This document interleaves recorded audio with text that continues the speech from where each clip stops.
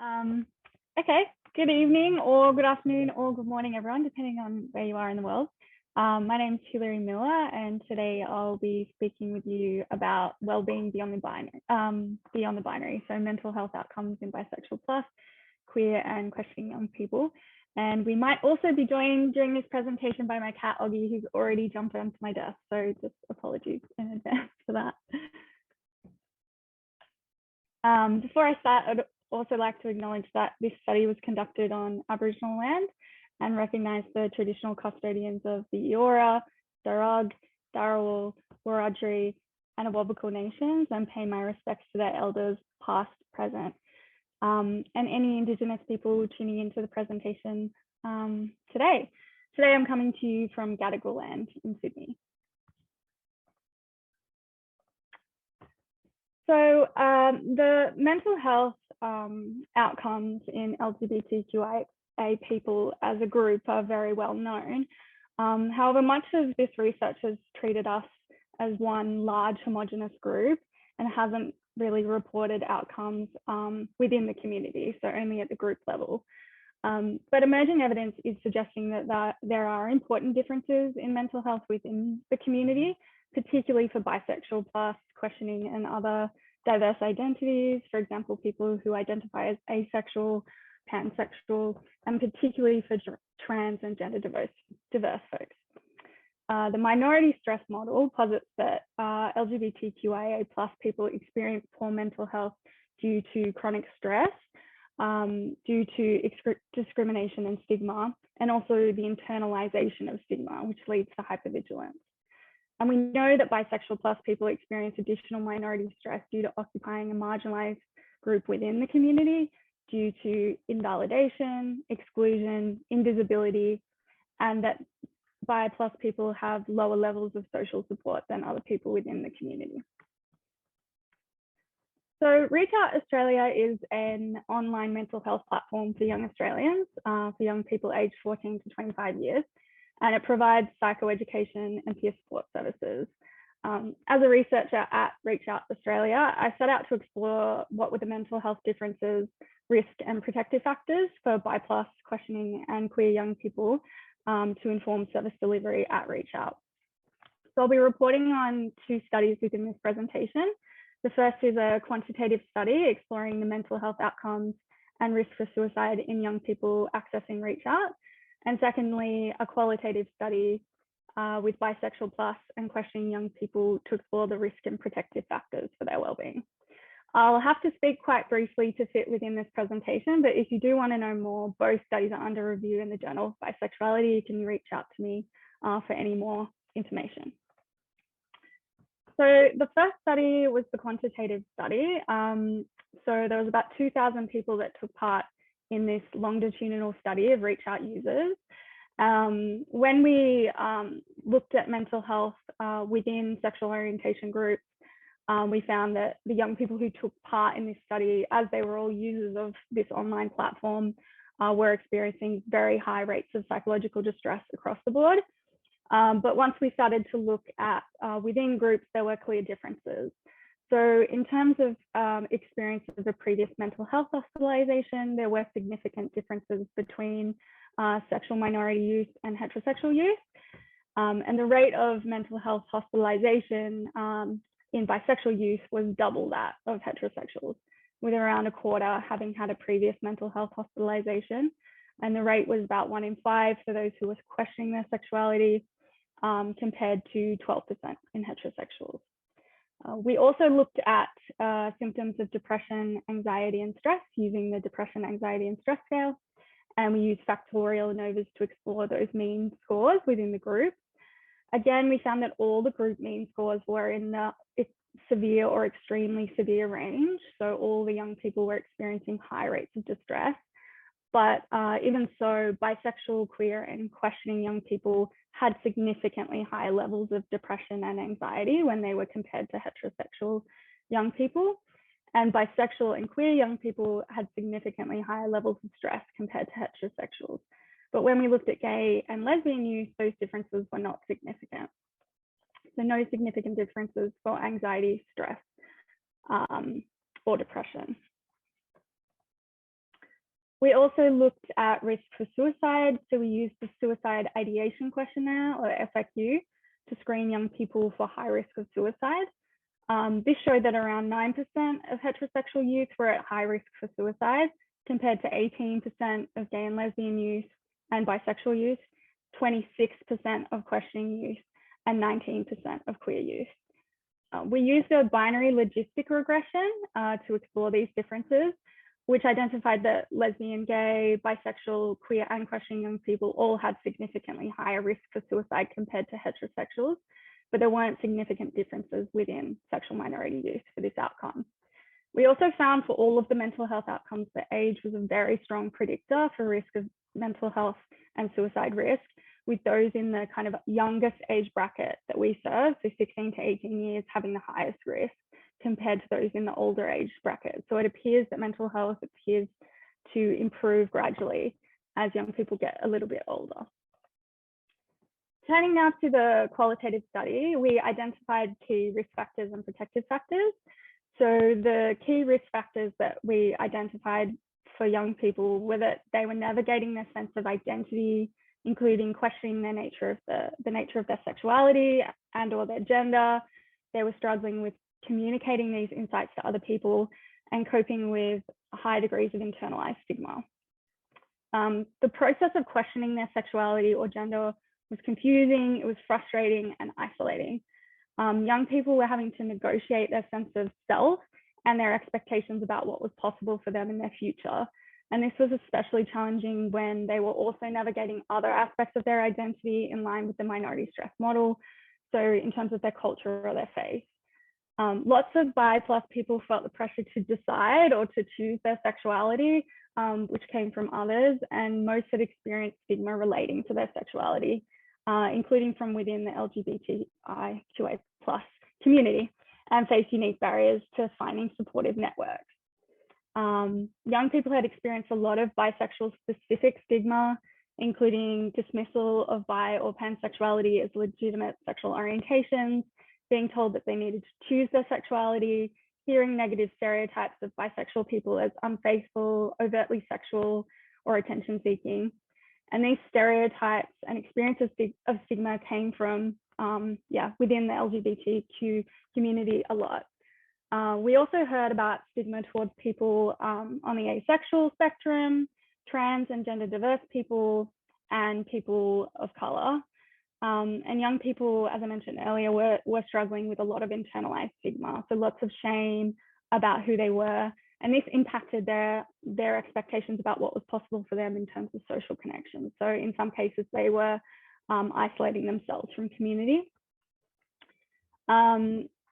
Asexual people in particular talked about feeling excluded from the community. Bisexual men in particular described feeling out of place and appearing too straight. And trans young people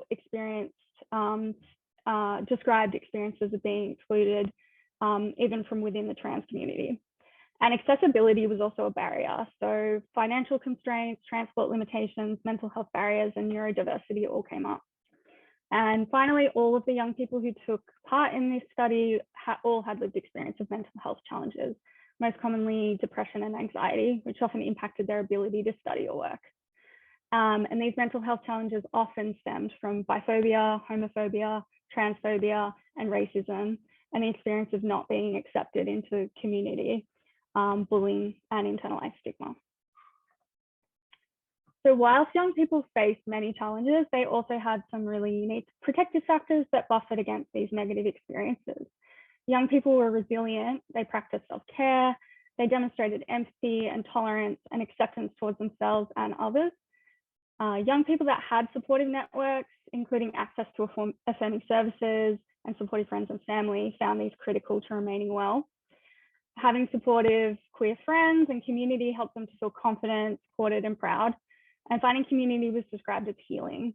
It provided a sense of belonging and a buffer against these experiences. Online communities were also really useful to gain support and advice in a safe environment, and people could connect despite geographical, financial, and other barriers. And shared experiences like memes about bisexual experiences helps young people to feel connected to others and have a positive sense of self. So while these protective factors did come up and were really important for affirming sexuality, most of the factors identified for young people were aspirational rather than things that they'd actually experienced. So most of these things were things that they lacked but wanted, but had kind of unique experiences or isolated experiences of this. So they really wanted more education, visibility, and representation of diverse sexualities and genders. And they really felt that this would improve their sense of recognition and acceptance and reduce some of those barriers to accessing supportive environments. So those that had access to information around sexuality and gender had more self-awareness, greater levels of self-agency, and a reduced sense of their isolation. And those that had representation, so had seen, themselves in film or media, described this as making them feel more confident, reassured, and gave them hope. I also interviewed a couple of stakeholders who are watching this presentation today and some parents of bi+ people as well. And they really reiterated the challenges that young people talked about and also raised some additional protective factors that probably due to the age of the participant base that I was drawing from didn't come out. So that was particularly around the importance of bi community building and advocacy. And they also identified some priority areas to improve wellbeing, particularly around education and training for mental health providers, around bisexuality, mental health and stigma, and around education and training for LGBTQ services around the unique experiences of bi+ people to ensure that they're inclusive and address bi+ needs. The parents that I spoke to really wanted more information and support on how to advocate for their children. So they wanted kind of basic information on sexuality and gender that they felt like they didn't have access to or didn't know what was kind of the reputable access of source of information. And they also wanted resources on how to communicate with service providers, particularly around sexual health and mental health, and also to advocate for their children with other family members, particularly extended family and older family members. So these findings really highlight the importance of research on mental health within our community and the fact that any effort to improve LGBTQIA+ mental health must acknowledge that we're a heterogeneous group and take an intersectional lens. So there's a need for dedicated research and services for bi+ people. Bi+ people experience unique stresses and unique protective factors that can be leveraged. So in order to improve bi+ mental health, we really need to recognize this and tailor services to bi+ needs. And LGBTQ services need to provide support to bi+ individuals that acknowledge the exclusion of bi+ people from LGBTQ spaces and addresses this, the extent of internalized stigma. So I'll leave you today with some quotes from young people when asked what advice they would give to their younger self or someone else in a similar position. They had some great advice here. One person said, "I think even as cliche as it sounds, it does get better. And life's always going to be shitty. At certain points in time, it's going to be less shitty than others. Life's not amazing, but hell, it's not so bad. I think the important thing probably is just never feel pressure to come out before you're ready." And another person said, "You're going to figure it out. It will take time and it's not going to be easy. And you're going to question yourself all the time and constantly change your mind about what you're feeling, whether what you're feeling is real or true or accurate. But you'll figure it out and you'll reach a place where you feel contentment." And the last one here, I'd say stay strong. Stay strong, believe in yourself. I might tell them to take their time and maybe not rush into anything and just let things take their course. Trust themselves and their bodies to tell them how they feel. Thank you. There's some more information here and some acknowledgements to the stakeholders who participated in interviews and some links there if you want to get in touch. Fantastic. Thank you so much, Hilary. No worries.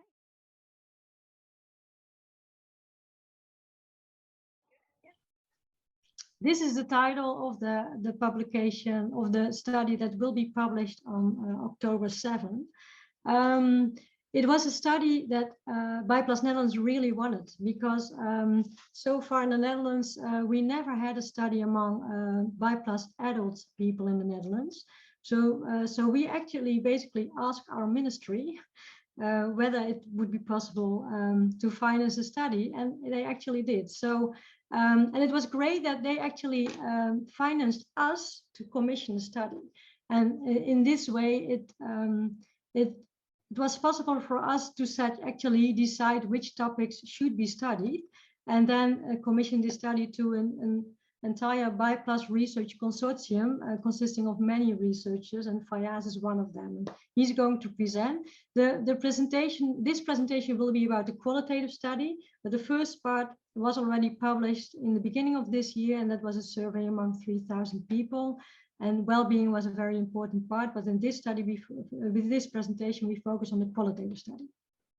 Yes. And now you can see the presentation, right? Yes. Okay, great. So indeed, I'm just gonna start off immediately with the one of the main conclusions of the qualitative part of this research is that we've seen that BIPLUS people constantly face exclusion in society due to structural system where they basically do not fit in. And these systems, they limit their sexual and romantic expression, identities, feelings, right? So keep in mind this conclusion through all of this presentation, because this results that BIPLUS people do not have the feeling that they do not fit in, and that they are an exception. So also that is why the title, I was always not up to standard. Some examples of these systems are heteronormativity, binary frames, mononormativity, and compulsory monogamy.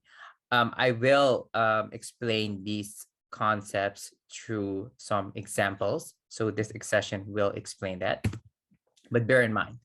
So what did we do? The second study indeed was a follow-up of the first study. It was a qualitative study in which we interviewed 17 participants, 15 in-depth interviews, and 2 were written interviews. The age group actually was a relatively older age group, so that I think is in addition to the last presentation, 31 to 40 years old. And this group is then a specific age group where you can say that has had a generational progress in terms of sexual diversity. There was also a lot of attention and more visibility. However, I do want to note the emancipation was more, the light was more shed on gay and lesbian people. So BIPLUS people were not really visible in that generation of emancipation. So I do want to note that, because you'll see why I'm saying this. The theme was about the sexual development of BIPLUS people in the broadest sense. So we asked about identification, we asked about acceptation, we asked about prejudice, discrimination, but we also asked about how people navigate and which support they need or which support they had, because it's a age group that already has a lot of experience and a history. And to define BIPLUS, I think most people maybe know what it means, but I think this is my most difficult part of the presentation, to define BIPLUS actually.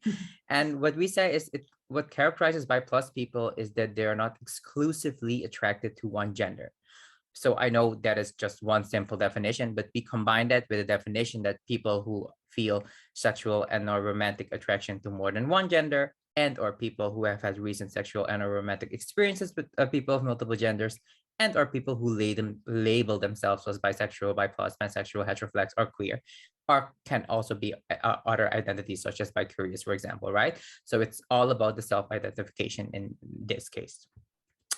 So that's what's a bit about the methods. So what did we found? Well, first of all, like the conclusion I presented in the beginning about the structures and where BIPLUS people are excluded, it really starts from the beginning. When someone is pregnant, people already ask, is it a boy or a girl? When a child is born, the child is assigned a gender, right? So the child is gendered from the beginning. Also, when in bringing up family and raising children, parents set specific norms and values, and often those are also heteronormative. A guy is expected, for example, to date a girl, vice versa. Certain expectations of marrying, being monogamous, having children, and in all of these expectations, there is basically no exposure at all to BIPLUS or what it is. Sometimes regarding the participants, of course, there is exposure to gay and straight, but that's it. then it's about, oh, it's okay to be gay or lesbian, but none to bisexual at all. At least that's what the participants described. So these systems of exclusion, they really start at an early age, but they develop, actually, they translate into a later moment. For example, in puberty, the participants describe they have already had attraction or feelings or sex with people of multiple genders. But the interesting part is that they couldn't really label it because they were not exposed. So how can you label something that you were not exposed to? Or maybe they knew what bi plus meant or bisexuality or pansexual, but they did not want to identify with it because of negative associations they had. As you can see, one participant said, if I go hard enough on my knees, then maybe my sexual orientation will go away.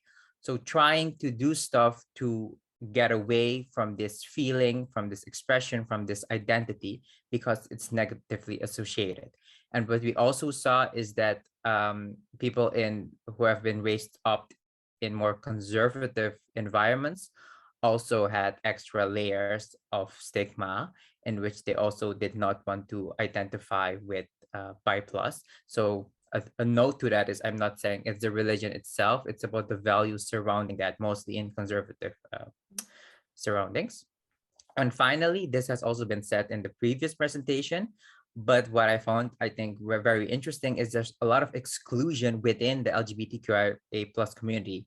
We often think it's a broad umbrella rainbow community, but for example, you can see someone said, so what I said in gay and lesbian world, a lot of yes, but you haven't chosen yet. So people often see it as a phase, which is also quite interesting because gay and lesbian people have often been told that their sexuality is a phase, often by non-queer people, and you see how the same thing is being reproduced, but then within the community. So that's something to think about. But also, for example, trans people excluding non-binary bi plus people, saying you are not trans enough. So you see a lot of mononormativity, you're either gay or you're either straight or it's a phase, and a lot of binary thinking in terms of gay and straight, boys and girls, etc. So this was quite surprising, not necessarily surprising, but shocking to me, to be honest. I expected more. So finally, what we also saw, I don't know how much time I have, I think I have some time, hopefully, but how did people navigate within those systems, right? A couple of things we saw from participants themselves: a sense of agency helped, and that means the direction and control of your body and story, being able to share your own story, being able to make your own choices. It's not as easy as said than done, because people are in different phases of their lives and not everyone has the same a sense of agency. So this is a bit more complicated. Related to that is then break with people who do not accept you. Again, this is also harder than to be able to do it, but it can help for some people. For example, some people who are in a toxic marriage, or this person who says, I always thought I could stay friends with people. Well, when I found out that was not the case, it was a revelation of the century to me. But this also is in relation to a loyalty aspect, to the dependence aspect, because if you are dependent on someone else, it's not as easy to break with that person, even though they do not accept you. So that's a side note to that. The third one is carefully navigate. I'm explicitly saying carefully because not everyone wants to be on the front line. Not everyone wants to be visible or go to demonstrations. So people find ways to like carefully navigate, so that these are subtle strategies without direct confrontation. So for example, doing likes on social media for a bi plus group, or wearing clothes or a button that represents something. So not everyone wants to be seen, and that's also okay. A colleague of mine called it, and that's in relation to the next topic, micro activism. So that's a good bridge, I think. Activism, I think this is my favorite topic. As I consider myself definitely an activist, I'm definitely the activist that goes to demonstrations, speak out. It's about political or social change, right? We saw participants that said, hey, I set up an LGBT plus group, or I branded a bi plus boat, or I could stand up a vote. So those are all different types of activism, how people want to do something back for their community. And you also have intersectional activism, right? You don't have to be visible necessarily to be an activist. So, and then finally, my last slide, because I think I'm running out of time. Yes. My recommendations. So what I also said, BIPOC people do not fit in those norms, but there are still people who are able to navigate either around or within this. Of course, a lot needs to be done. We all know that. First of all, fight discrimination and exclusion on an institutional level. I'm saying specifically institutional because in the end, it's of course a result if someone makes a biphobic comment, but that's the result of the institution that is biphobic. So start there, at schools, at work, at the government, and that will result in lesser biphobic, transphobic, racist behavior. It relates to the second part is the representation. That's one way to tackle that, more representation, but also normalization of BIPOC people in the media, in schools, at work, so in the institutions. And this can be through role models, it can be through stories, through exposure, through inclusive education. The third one is community building. There is no specific BIPOC community really in the Netherlands. There's the LGBTQIA+ community, but we've seen how layered and exclusive it can be. And there's really a need for specific BIPOC inclusive spaces so people can get recognition, acknowledgement in one another. And finally, as a researcher, I always say the end of one research is the beginning of another one. Pay specific attention to marginalized groups, people of color, BIPOC people of color, youth. Also, because we didn't, at least in the quality study, didn't focus on youth, and trans and non-binary people, and all other intersections. So yeah, that was my short talk. Yeah, thank you.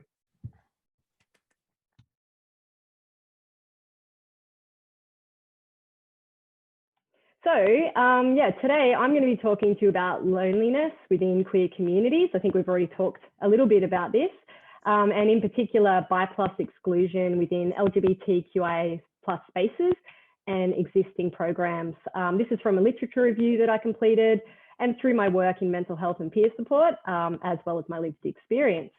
And so just a heads up, I will be speaking about exclusion of BIPOC people and how that can impact their mental health. So that's not easy for all of us to hear. So if anything does come up for you, make sure that you do talk to someone in your support network or a mental health professional, any of the resources I'm sure that have been shared. So let's get into it. So loneliness and social exclusion are often interwoven. However, there are differences that are essential to unpack. So loneliness can be defined as the discrepancy between current and desired social networks with a strong focus on meaningful relationships and associated distress. It's not about how many people you have connections with, but it's about kind of the richness and how you feel about those connections. Social exclusion, whilst rooted in social network deficits, is centered on a lack of resources, services, or the opportunity to participate in society, which is really important for us to think about when we're thinking about BIPOC exclusion. Loneliness and social exclusion can have a significant impact on individuals' mental health, and LGBTIQ+ individuals experience greater levels of loneliness and social exclusion in comparison to non-LGBTQIA+ individuals. And in this presentation, I will discuss how this can be even more so for BIPOC individuals, as Hilary has spoken about in great detail around how it impacts their mental health. So the queer community, we've already talked about this a bit as well, is complex and diverse. And whilst research has been completed understanding experiences of social exclusion and interventions aimed at connecting to the queer community, we really need to unpack the unique needs and experiences of subgroups within the LGBTQIA+ community, such as BI people. That's why this conference is just such an amazing opportunity to have these types of discussions and to create greater awareness. The community is often perceived as, I think both Hilary and Fayaaz and Jantine spoke about, as homogenous and collective and inclusive through shared experiences. However, it has many subgroups and intra-community norms and conflict present. These subgroups have unique experiences and nuanced needs, which combined with the implementation of wider societal power hierarchies leads to many individuals, including bi+ people, who in theory belong to this community, left feeling disconnected and lacking a sense of belonging. Meyer's minority stress theory unpacks the compounding effect of societal hierarchies and intersectionality, the role of identity and stigma, as well as the access to both individual and groups resources. And it looks at the impact that this has on LGBTQIA+ individuals' mental health and well-being. And then for bi+ individuals, they also experience this impact of minority stress within the queer community, which is meant to be safe and inclusive. So some of the things that bi+ people experience is rejection. So bi+ individuals have reported experiencing severe rejection both within the queer community and within wider society. There's also that lack of visibility. For bi+ individuals, that lack of visibility and acceptance within the queer community it kind of limits them in terms of being able to form meaningful relationships, which leads to increased feelings of loneliness. Bi+ individuals also experience microaggressions, such as they are seen as untrustworthy, indecisive, or unstable in their identity. And what this does is really cements that they feel like they don't belong, and therefore they have greater feelings of loneliness. So I've chatted about the experiences of exclusion that bi+ people experience, but I just also wanted to talk about some of the loneliness interventions that have been put in place. So research has been completed on interventions focused on increasing social connection. However, there is a lack of research completed on interventions aimed at reducing social exclusion and loneliness within the queer community. It's so great to hear about the research today that's currently being done or has been done recently. And so now I'm just going to talk through a few different interventions. Some of them are in a broader societal context, but others are also focused on the queer community. So firstly, looking at online interventions, there have been some apps that have been focused on increasing social connection, building skills, and they've been received really well. However, it has been found to be a bit challenging when it has come to trying to put those skills into practice because of exclusion and low social capital, which is common for people within the bi+ community. There's also online communities. I actually, in my work, manage an online community. And there are queer specific online communities, and they do a really good job at taking into consideration the challenges of LGBTQIA people and what they kind of face with exclusion and loneliness.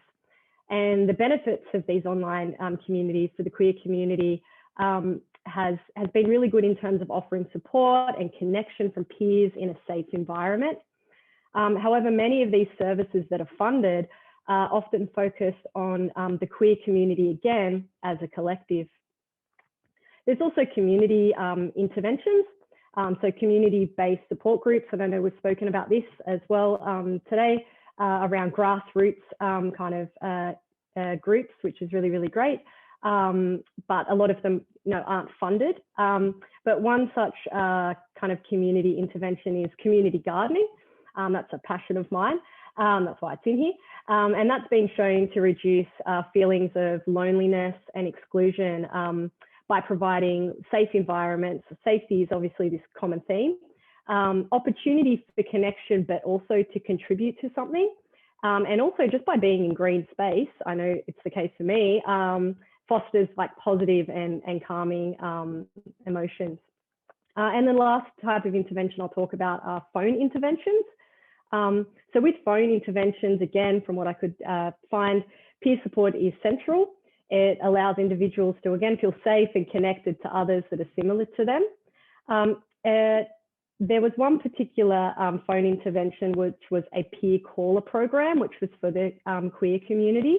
And an interesting insight from that intervention and the study that was done was that whilst many members wanted to connect with someone who had a similar experience, for example, identifying as bi+, there actually were no preferences when it came to age. And so this study really highlighted that both older and younger participants found great benefit being able to connect with each other, and it led to increased feelings of connection, gratitude, inclusion, but also the opportunity for mentoring. So I have spoken about bi+ exclusion at length now, but I also wanted to talk about how there's bi+ exclusion in kind of queer spaces and programs. So firstly, just wanted to chat about the limited data. I know that was mentioned as well. In the Australian census, it doesn't actually include any sexually or gender diverse questions. And even though we know that we do have a community, as the stats have suggested, that around 3% of Australia's population identify as a sexual minority. And that lack of data really impacts awareness of issues, but also service development as well. There's funding and resource challenges. Consistently, LGBTQIA services are underfunded, and they are often stretched, again, because they are trying to meet all of the needs of such a diverse community, which is the queer community. There's also often a one-size-fits-all approach, kind of, following on from the funding challenges, where there are programs and spaces available. However, there are not that many funded spaces that are available for bi+ people within Australia. And just lastly, when we think about kind of non-funded spaces and think about more about social spaces as well, bi+ individuals are often exposed to negative interactions and experiences. They will experience rejection and microaggressions in spaces that are actually designed to be queer friendly, the collective, and are meant to be inclusive. So with all of that kind of in mind, I've put together some recommendations, and I think there's a few themes that have been spoken about in the other kind of presentations today. But first and foremost, all about the money, all about the funding. We need funding for bi+ specific spaces and programs. Visibility and acceptance are key in reducing feelings of loneliness. As such, funding for bi+ specific services is critical to ensure continuity of appropriate support. Also, being open to transgenerational connection. It's really challenged the idea that peers must be of a similar age. And that's not to say that age-specific services and spaces aren't needed. They definitely are. But it is essential that groups that are more vulnerable to loneliness, such as young people and older adults, are provided not just with connection or an opportunity for connection, but they also are able to be in an environment to knowledge share and feel like they have a sense of purpose. Intersectionality awareness. LGBTQIA spaces and programs provide benefit, we know this, but at times they do fail to take into consideration the multiple minority stress and exclusion felt by bi+ individuals. Spaces and programs should actually critically reflect on their current practices and commit to education and training and review their practice to ensure a greater understanding of intersectionality. And I think this goes well beyond the bi+ community, as if queer spaces have a deeper understanding of intersectionality, it'll make a difference to so many of the subgroups that are in the queer community. And lastly, because I'm a big supporter of peer support, it's really important to value bi+ peer networks.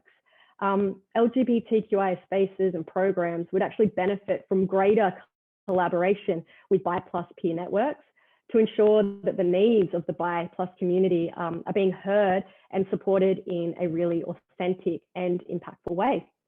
And that is me.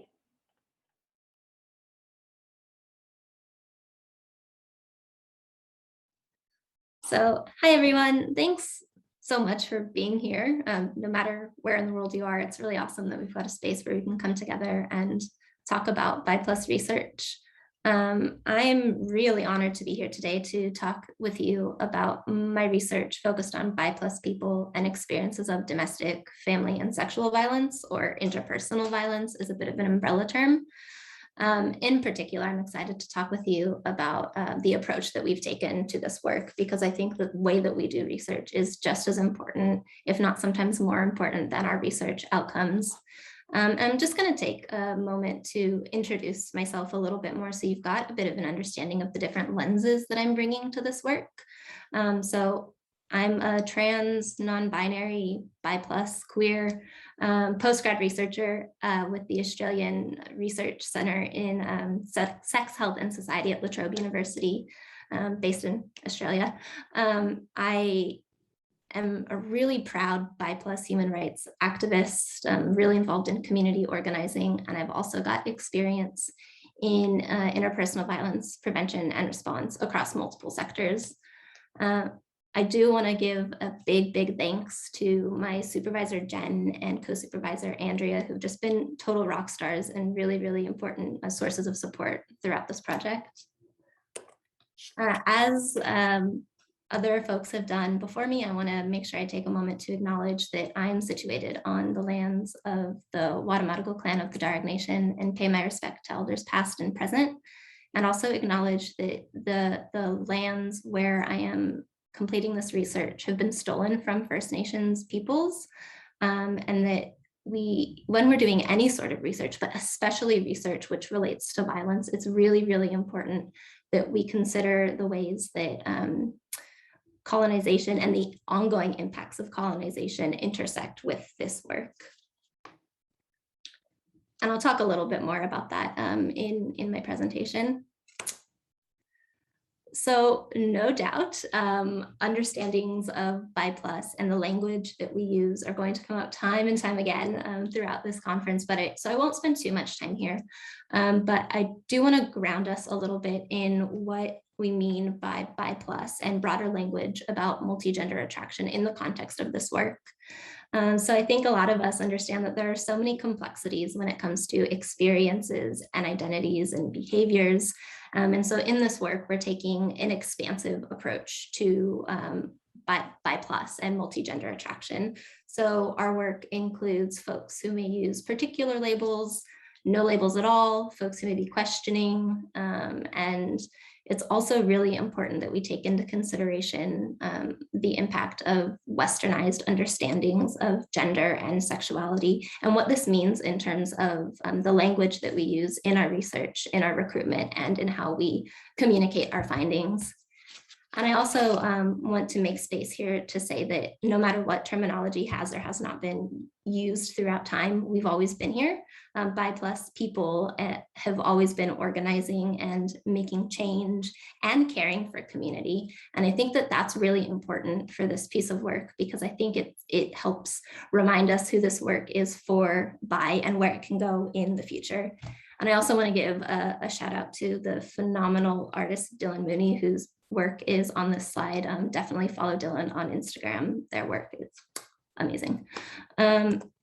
So what do we actually know about BI+ people's experiences of interpersonal violence? Well, research globally continues to show that bisexual and pansexual people are disproportionately affected by domestic, family, and sexual violence compared to people with other sexual orientations. On this slide, I've got a graph from Private Lives 3, which is Australia's largest to date national survey of LGBTIQ people's health and well-being.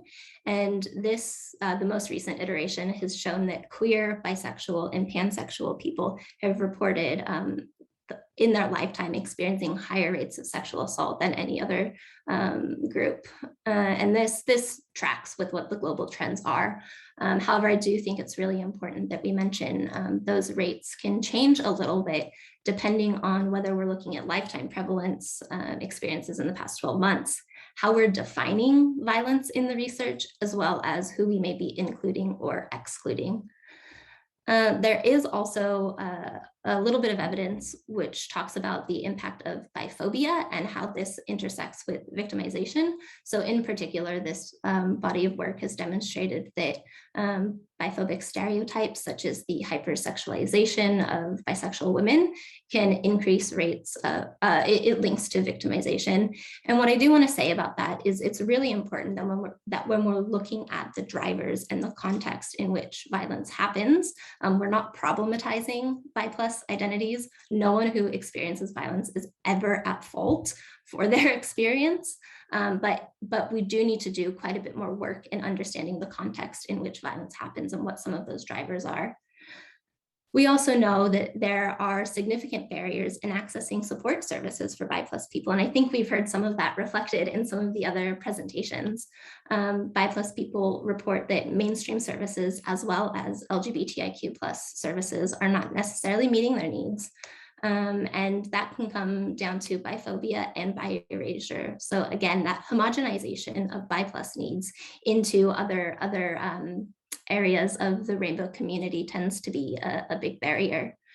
And broadly speaking, we also know that rates of domestic, family, and sexual violence are underreported, and that has significant impact on this area of research as well. I think it's also important to note that a lot of the research that has been done is primarily quantitative. And as much as I love quantitative research, I think there's also room for qualitative work to be done so that we can get different understandings of what's happening.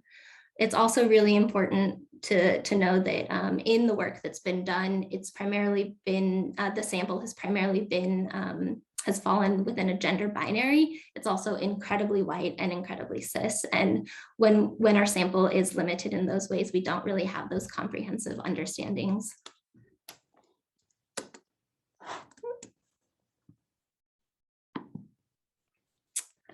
So all of that said, what we're hoping to do in this work is to explore those stressors that are unique to bi+ people. And that's really important because we want to break away from that homogenization of bi+ needs and bi+ experiences. We're also aiming to look at barriers and facilitators related to bi+ people accessing formal and informal support, and making sure that we're including formal and informal is really important, because not only do we know that there are lots of barriers for folks accessing support, we also know from being in community that community leaders and peers are often places that folks turn to after they've experienced domestic, family, or sexual violence. So this diagram is my attempt to show a little bit of a visual of the research process. And in my limited time, I want to talk particularly about the narrative analysis and participatory approach, which is in the bottom right of the diagram. Now, through our data collection, we're doing more than one interview with participants. So that first interview focuses specifically on experiences that people have had, their identities, parts of what they've experienced that they feel are important to share.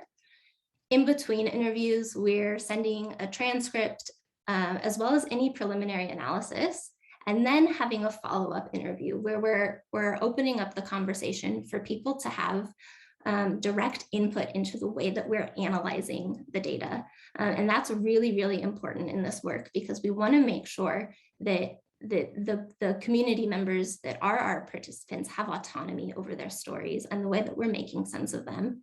And I think that in a lot of ways that Westernized research is done, there is a tendency to extract stories from participants and never go back to them and never talk with them about how their research is being analyzed, or maybe even the way that it's going to be used.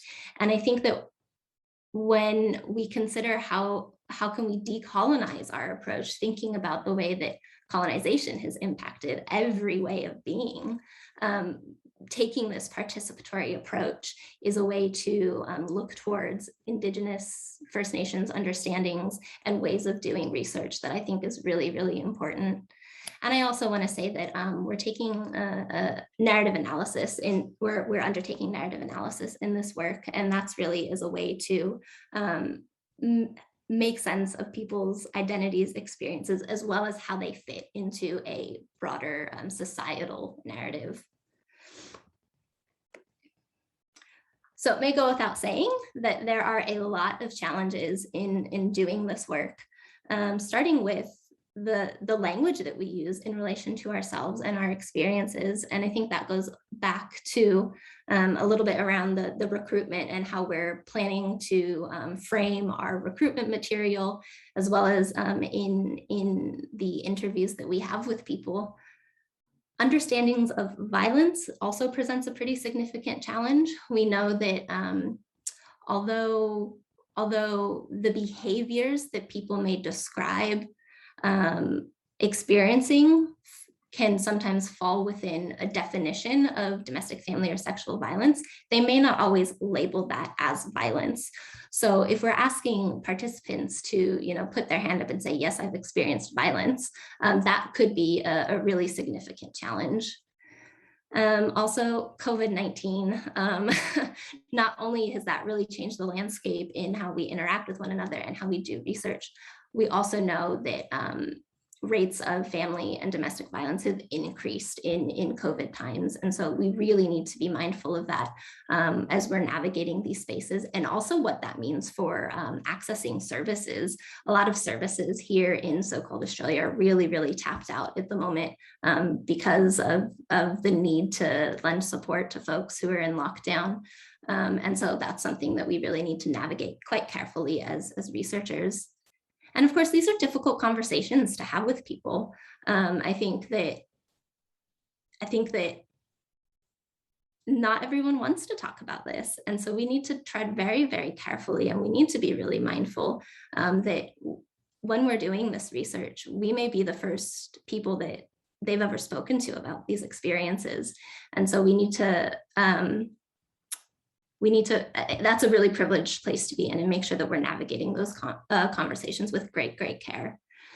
But I also think there are lots of opportunities from this research. So not only are there opportunities for people to talk about their identity and what it means to them, but there's also an opportunity to grow frameworks and understandings of gender-based violence, which to date have been very, very heteronormative, and even in spaces where LGBTIQ+ people's needs in gender-based violence frameworks are developing, the specific lens on bi+ people hasn't always been there, or hasn't been there at all really in Australia. And the opportunity to directly involve people who've experienced violence in the development of this framework through the approach that we're using is really, really important. And it's something that I'm quite excited about. So if you're interested in keeping up with our work, we've got a website, bi+relationships.com, that'll be launched really, really soon. We're in the last stages of our ethics approval process. So as soon as we get the thumbs up on that, that website will be going live. But you can also send me an email. I'm really, really keen to connect with folks. You can also find me on LinkedIn. So I think I'll leave it there for now, and really happy for folks' questions.